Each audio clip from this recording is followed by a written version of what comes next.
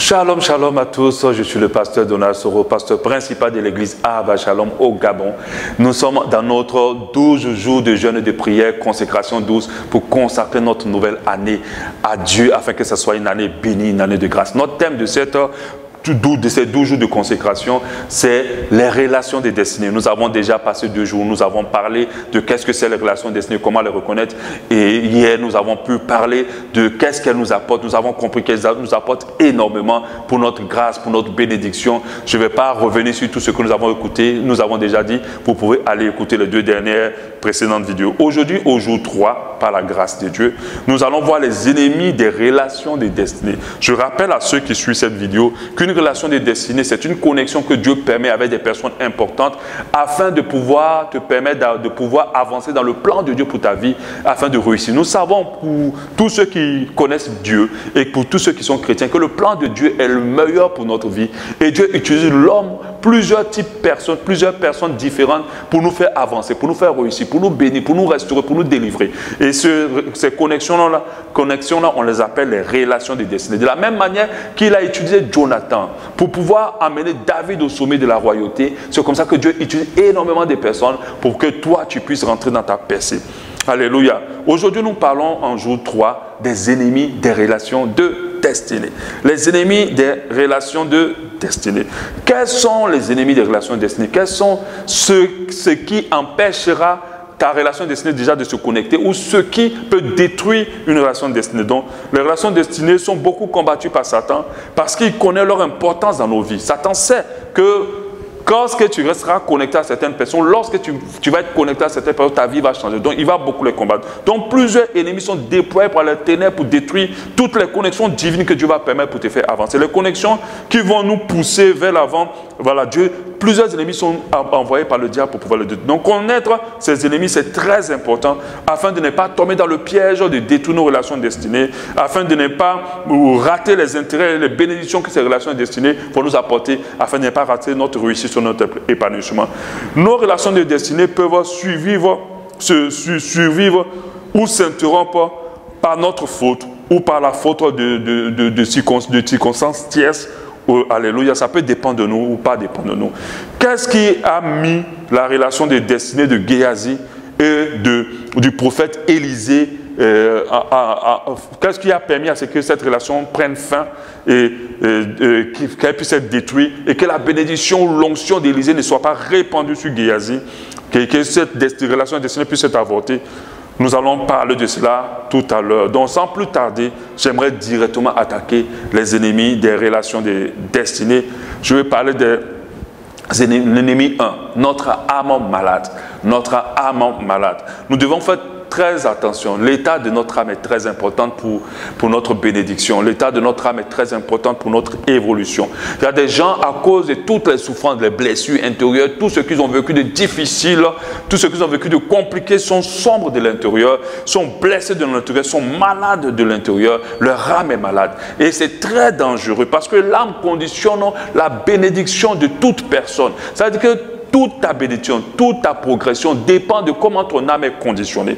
Donc, tu dois comprendre que tu vas attirer à toi ce que tu es à l'intérieur. Donc, quand ton âme est sombre, tu vas te retrouver à attirer toujours des personnes sombres vers toi, des personnes sombres vers toi, des personnes qui ne sont pas bonnes vers toi parce que ton âme n'est pas blanche, ton âme n'est pas pure. Donc, l'état de notre âme est très important pour pouvoir non seulement attirer les relations de destinée vers nous, mais aussi pouvoir les entretenir. Sinon, nous allons attirer des personnes toxiques et pouvoir nous connecter à des connexions mauvaises. Hébreux 12, 15. Veillez à ce que nul ne vous prive de la grâce de Dieu, à ce qu'aucune racine d'amertume poussant des rejetons ne produise du trouble et que plusieurs n'en soient infectés. L'état de notre âme est très important pour notre relation de destinée.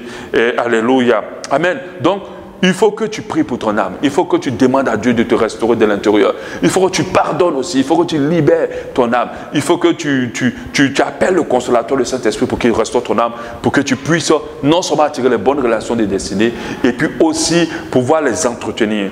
Ennemi 2. Notre mauvais caractère, j'ai mis entre parenthèses l'orgueil. Il y a des gens qui sont tellement orgueilleux, qui ont un mauvais caractère, que leur vie reste toujours dans la difficulté et que leurs destinées sont toujours compliquées. C'est pour cela qu'il est important de naître de nouveau afin de revêtir le caractère de Christ qui va favoriser les connexions, les relations de destinée. Savoir entretenir les relations de destinée, c'est d'abord travailler sur soi, sur son caractère. Plusieurs, par leur mauvais caractère, ont détruit certaines relations de destinée importantes. Quand vous les rencontrez, ces personnes ont l'impression que le monde entier est contre elles. Donc quand vous rencontrez ces personnes-là, elles ont l'impression que le monde entier est comme elles, contre elles, et que personne ne les aime. Elles pensent même à tort qu'elles sont maudites, mais en fait c'est parce qu'elles ont un mauvais caractère, elles sont remplies d'elles-mêmes, elles sont très orgueilleuses. Et leur vie reste bloquée, les choses n'avancent pas. Le mauvais caractère, l'orgueil peut bloquer ta vie. Elles sont blessées et elles blessent aussi en retour. Et de manière délibérée, et parfois leur vie se complique, trop difficile pour elles d'entretenir des relations, parce qu'il faut beaucoup d'humilité pour entretenir une relation destinée. Je l'ai dit qu'une relation destinée nous apporte la connaissance. Or, pour recevoir la connaissance, il faut te disposer d'une position d'humilité. Le troisième élément, c'est la colère et la frustration. Oui, une grande colère, une frustration mal gérée peut vous pousser à interrompre une connexion divine, une relation destinée. Oui, ça arrive à tout le monde. Des fois, tu es en colère, tu es fâché, tu as été blessé par quelqu'un d'important, tu as été blessé par quelqu'un à qui tu tiens. Et ta réaction, au lieu d'évacuer et de réaliser l'intérêt que tu as à rester connecté à cette personne, généralement, on envoie tout balader, on coupe tout, on réagit selon ce qu'on ressent tout de suite, on ne se maîtrise pas. Une chose que la colère provoque dans le cœur de plusieurs, c'est qu'elle tue l'esprit de reconnaissance. Donc beaucoup, à cause de la colère, ne sont pas reconnaissants. Et il y a des personnes ne sont pas reconnaissantes et envoient tout balader. Il n'y a pas de relation sans mésentente et quelquefois des petits malentendus. Toutes les relations sont, même si c'est des gros malentendus, il faut faire très attention. Même si c'est des gros malentendus, on ne se sépare pas des gens n'importe comment. Parce que quelqu'un peut porter en lui quelque chose d'important pour toi. Mais pour les personnes colériques et susceptibles, dès qu'il y a malentendu, c'est qu'on ne doit plus marcher ensemble. Dès qu'il y a malentendu, c'est que toi et moi, là, c'est fini. Comme on dit en Côte d'Ivoire, on coupe igname. Et malheureusement, elles n'avancent pas, elles n'évoluent pas, elles accusent le monde entier, elles pensent que Dieu ne les regarde pas, elles en veulent le monde entier, elles sont remplies de jalousie, elles sont remplies de mauvais sentiments avec les autres et malheureusement, elles n'évoluent pas. Une relation de destinée s'entretient avec beaucoup de douceur et c'est très important. La frustration et la colère tuent beaucoup de relations de destinée, beaucoup de relations de destinée. Alléluia, tuent beaucoup de relations de destinée. Je me rappelle de cette histoire qu'on nous a racontée quand on était petit. C'était une femme qui avait une grande bosse et elle avait été, personne ne voulait la marier et puis un chasseur s'est approché d'elle, il a voulu la marier et il a réussi par un moyen, bon on ne va pas parler de sorcellerie, la libérer de cette bosse-là. Il a pu la libérer de cette bosse et cette femme, après être libérée de cette bosse, elle était tellement belle, elle était devenue tellement belle. Elle était devenue tellement belle au point où elle maintenant n'était pas assez humble. Et un jour, son mari, qui l'avait mariée, a eu un comportement et elle s'est enflammée, elle s'est énervée et le gars a dit tu m'arrêtes ça. Et il lui a dit, faut pas toucher à ce canari là, même quand tu es énervé, parce que si tu le touches, je vais mourir. Si tu le casses, je vais mourir. Mais en réalité, ce canari qu'il a dit à la dame de ne pas toucher, c'est le canari dans lequel il avait emprisonné la bosse de cette dame. Si elle cassait le canari, elle reprenait la bosse. Elle n'a même pas hésité à la casser parce qu'elle était tellement en colère, elle a pris le canari, elle a cassé et la bosse est revenue. Elle est revenue à la case de départ. La colère renvoie plusieurs à la case de départ pendant que Dieu fait l'effort de les faire avancer et par des relations de destinée. Voilà. Donc nous allons parler de l'ennemi suivant qui est l'ennemi 4. L'ennemi 4, c'est le matérialisme. C'est l'ennemi qui a eu raison sur la relation de destinée de Géasi avec le prophète Élisée. Géasi voyait ses intérêts auprès d'Élisée. Quand il était auprès d'Élisée, ce n'est pas d'apprendre d'Élisée. Ce n'est pas de pouvoir se concentrer sur l'introduction que Élisée allait lui permettre de faire dans son ministère. Tout ce qui l'intéressait, c'était les intérêts. Élisée avait pu guérir un homme important. Et Élisée ne voulait pas prendre d'argent. Il a dit à l'homme important, je ne prends pas d'argent. Géasi est parti derrière pour prendre l'argent de cet homme important. Non seulement seulement il a mis fin à la connaissance destinée qu'il avait avec Élisée, le prophète Élisée, mais aussi il a pris automatiquement la maladie de cet homme important. Oui, le matérialisme peut détruire les relations destinées. Quand tout ce qui te motive à entretenir des relations avec quelqu'un, c'est qu'est-ce que tu gagnes de manière matérielle, qu'est-ce que tu gagnes, tout ce qui t'intéresse vraiment dans cette vie, c'est lorsque tu es concentré sur ta propre personne, tu es égocentrique, tu vas pas donner de l'intérêt aux relations destinées. Vous savez, vous pouvez même entretenir une relation destinée avec quelqu'un qui n'a même pas la même classe sociale que vous, avec quelqu'un peut-être quand vous regardez, moi je ne suis pas d'accord avec cette situation qui dit les oiseaux du même plumage volent ensemble. Je ne suis pas d'accord parce que tu peux avoir dans un autre type de plumage une grâce pour toi. Donc faites très attention. Il y a des gens qui abandonnent des relations de destinée parce qu'ils ont eu meilleur ailleurs. Il y a des femmes qui ont quitté leur copain ou leur fiancé parce qu'il y a un autre fiancé qui avait plus d'argent. Elles sont parties là-bas et le temps qu'elles partent, l'autre a prospéré. Il y a des hommes aussi qui ont abandonné des femmes parce qu'ils estiment qu'elles ne les apportent pas grand-chose et le temps qu'ils vont ailleurs, l'autre maintenant prospère derrière eux. Donc faites très attention, ne soyons pas matériels. Ne regardons pas ce qu'on gagne concrètement, ne regardons pas à l'argent ou au matériel, ne regardons pas aux intérêts personnels. Une relation est d'abord faite pour apporter à l'autre et c'est cette relation que nous avons avec Dieu. Très important. Ennemi 5, les mauvaises personnes, les rapporteurs, les calomniateurs, les diviseurs et les destructeurs, les mauvaises personnes. Oui, il y a des mauvaises personnes que le diable utilise pour casser ta relation de destinée. Ce sont des personnes qu'on peut appeler rapporteurs, diviseurs, calomniateurs, destructeurs, manipulateurs. Dieu peut te diviser, le diable plutôt peut utiliser aussi des personnes pour casser tes relations de destinée. Voilà. Donc il y a des gens de mauvaise foi, de manière délibérée, qui peuvent voir que tu t'entends bien avec quelqu'un et aller voir cette personne pour dire des choses, rapporter et vous mettre en parole. Je me rappelle de cette époque-là, j'ai un ami qui était très important, vraiment on était très proches, nos femmes étaient très proches à l'époque et malheureusement, il y a un monsieur qu'on connaissait de commun qui... un ami qu'on connaissait comme je pensais vraiment que c'était un bon ami, mais cet homme-là nous a divisés. Il raconte des mensonges ici, il raconte des mensonges là, et il te pousse à dire quelque chose, à dire mais comment il peut dire ça de moi? Mais à mon tour, moi je ne lui ai pas fait ça. Puis quand tu as fini de dire ça, il soulève, il partait et il nous a divisés. Il nous a blessés. Malheureusement, on n'a pas pris le temps de confronter les informations. J'aimerais te dire, si on vient te dire quelque chose au sujet de quelqu'un à ton sujet, mon frère, ma soeur, prends le temps de vérifier l'information. Parce que les rapporteurs, les calomniateurs, les manipulateurs, ils utilisent le fait qu'on ne puisse pas confronter les informations pour diviser les gens. Et c'est ce qui nous y est arrivé. Le temps qu'on s'en rende compte, on était déjà trop blessés.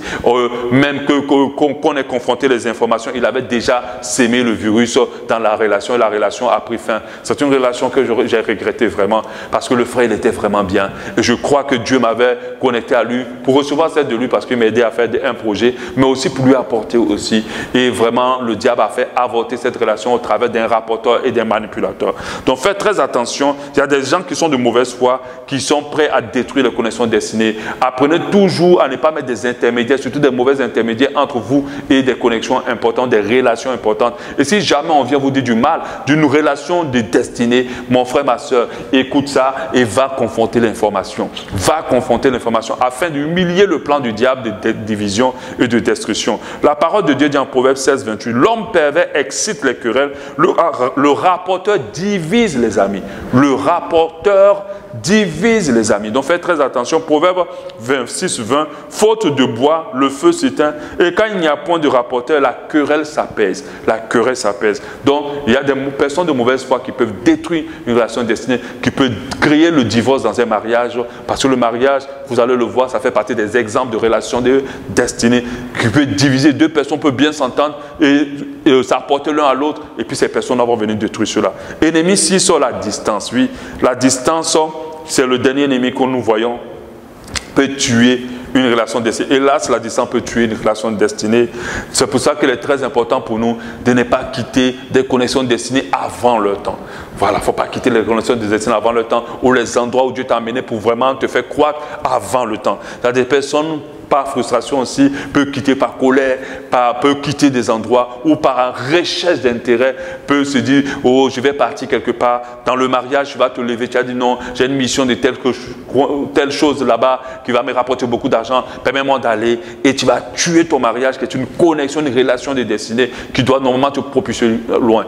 Faites très attention, la distance peut tuer une relation de destinée, et c'est très important de ne pas quitter une relation de destinée avant le temps, et surtout de ne pas s'éloigner d'une personne que Dieu veut utiliser à un moment donné dans notre vie et au moment où il ne faut pas. Donc faisons très attention. Alléluia. Je vais m'arrêter là pour aujourd'hui, pour le jour 3, et nous allons donner quelques sujets de prière. Le premier sujet de prière: Père, garde mes relations de destinée contre toute forme d'attaque des ténèbres au nom de Jésus. Demande-le au Seigneur. Seigneur, brise-moi comme il le faut afin que mon caractère puisse conserver et entretenir mes relations de destinée. Donc il faut que Dieu te remplisse de douceur, il faut que Dieu nous remplisse de douceur.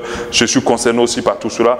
3, Seigneur Dieu, ouvre mes yeux afin que je puisse avoir une relation de destinée dans le bon sens et non pas autrement. Donc, il ne faut pas que je rentre dans les relations de destinée avec des intérêts qui sont égocentriques ou égoïstes.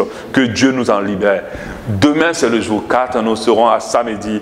Nous allons pouvoir parler de les mauvaises connexions relationnel. Donc je vais te dire, de la même manière où Dieu t'amène des connexions de destinée, le diable aussi t'amènera des connexions de destruction de ta destinée. Donc je vais t'en parler et te permettre de pouvoir les reconnaître. Que Dieu te bénisse abondamment. Bon